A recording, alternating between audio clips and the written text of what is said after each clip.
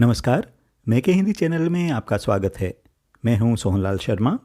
आज के इस वीडियो में कक्षा 12वीं हिंदी ऐच्छिक विषय की पाठ्यपुस्तक अंतरा भाग 2 से कविवर अज्ञेय द्वारा रचित कविता यह दीप अकेला का भावार्थ प्रस्तुत है। लाइन बाय लाइन एक्सप्लेनेशन से आपको लाभ मिलेगा। तो लीजिए पेश है हमेशा की तरह आपके लिए उपयोगी यह वीडियो।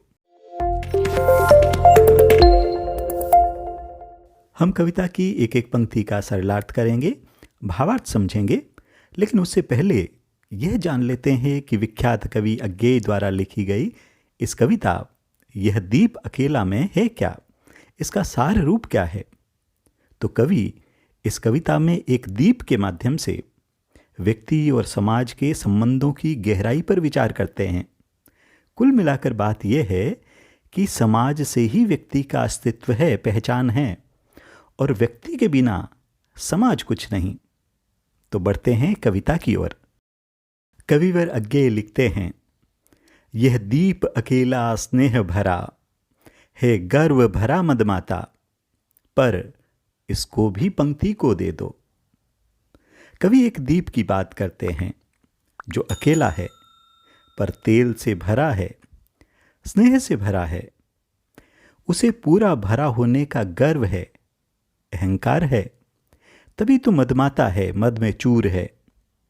पर इसे पंक्ति की आवश्यकता है, इसे पंक्ति को दे दो, यानी पंक्ति में शामिल कर लो।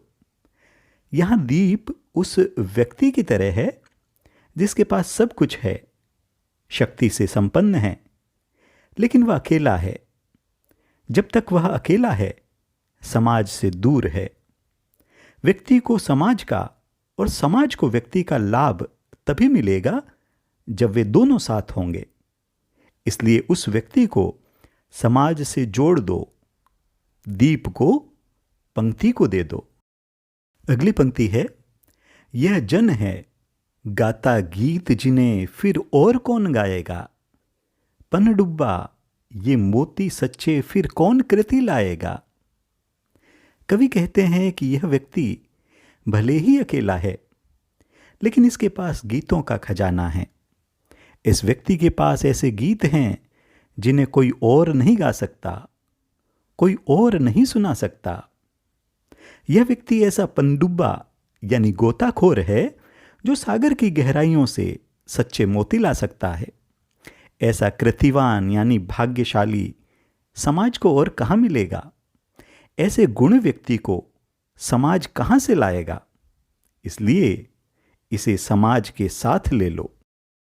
कविता की अगली पंक्ति, यह समिधा ऐसी आग हटीला बिरला सुलगाएगा, यह अद्वितीय, यह मेरा, यह मैं विसर्जित, यह दीप अकेला स्नेह भरा है, गर्व भरा मदमाता, पर इसको भी पंक्ति को दे दो।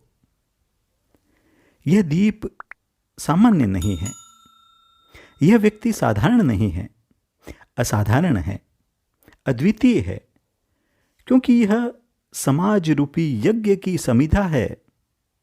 वह लकड़ी है जो इस यज्ञ को, समाज रूपी हवन की अग्नि को प्रज्वलित करेगी। इसके बिना समाज रूपी यज्ञ की समिधा कौन बनेगा। यह अद्वितीय बेजोड़ व्यक्ति समाज का है, जिसके अहम भाव को, स्व को समाज में विलय कर दो, विगलित कर दो, विसर्जित कर दो। इस स्नेह भरे मदमाते अकेले दीप को पंक्ति को दे दो। अगली पंक्ति है, यह मधु है स्वयं काल की मौना का युग संचय, यह गोरस जीवन कामधेनु का अमृत पूत पेय। कवि कहते हैं कि यह व्यक्ति मधु है, मधुरता से भरा है, माधुर्य के आनंद से सराबोर है। यह मधुरता का वह मौना, वह टोकरा है जिसे युगों ने संचय किया है, इकट्ठा किया है। इस व्यक्ति में समय के अनुरूप अनुभव समाहित है। यह व्यक्ति जीवन रूपी कामधेनु का गोरस है। कामधेनु यानी देवताओं की वह गाय जो सारी इच्छाएं पूर्ण करती है, और गोरस यानी दूध दही। इसके गुण कामधेनु के गोरस के समान हैं, यानी अमृत के तुल्य है।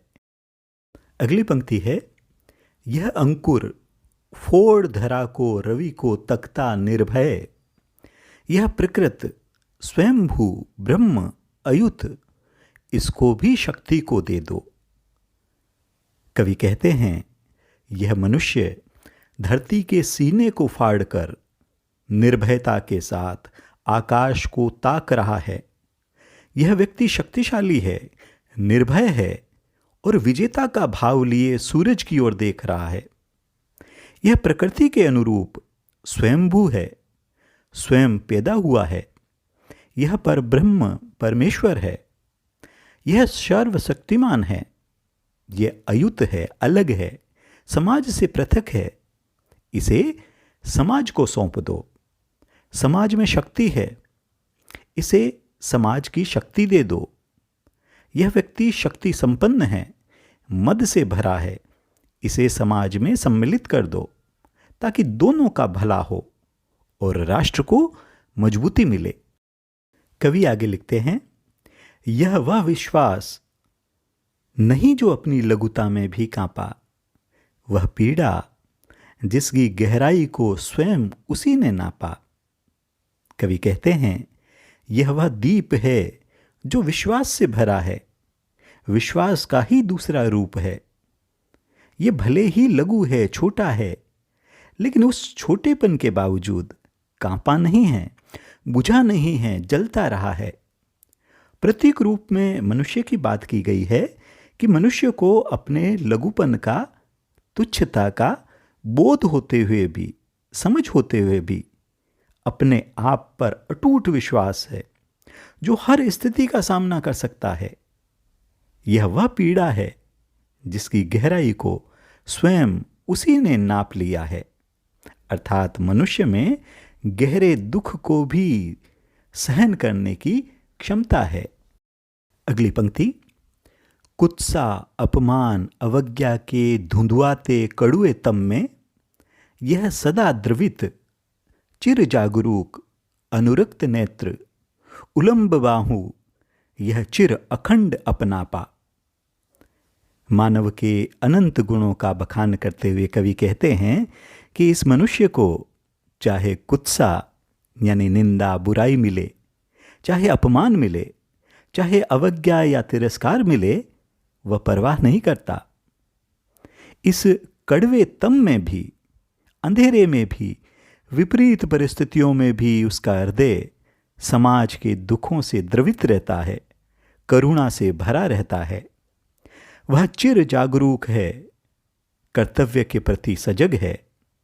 वह अनुरक्त नेत्र है, अर्थात उसके नेत्रों में अनुराग है, प्रेम है।